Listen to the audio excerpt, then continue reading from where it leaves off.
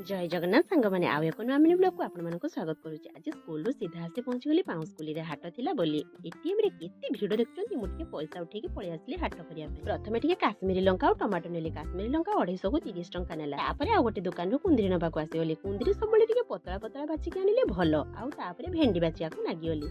भेंडी सबले टिके सरू सरू आ मंजी थिबो ता भितरे एमिति देखि आनले भलो। बाईगण तो कहतुनी बाबा 80 टंका केजी। आपन को आडे केते रेट अछि बाईगण हमकु कमेंट माध्यम रे जणेबे। तापरे आ गोटे दुकान रो काकुडी कंचा कदळी कलरा नै घर को पळे आसले। जेतु आज शुक्रवार थिला तो सेति पई किछि खाइबा जिंस मु आनिलिनी। घर को आसी देखे तो यांकर दुई जण क्लब मेंबर आछथि। तांकर कोन पूजा विषय मीटिंग हबार थिला तो मु संगे संग लागि पड़ली लंका चप बनेबा पई।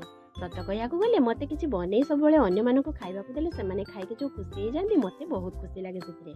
प्रथमे से मानको देई तापरे छुआ मानको देई तापरे मां को देली। सर्वशेष रे मो स्वामी को देली। आ कारण समस्तक सामने रे वीडियो करिया को मते लाज लागिबो बोली। आ मो स्वामी खाइ कि कोन कहिले चालंतु सुनिबा। बढ़ाई रहली नमस्कार। जय जगन्नाथ।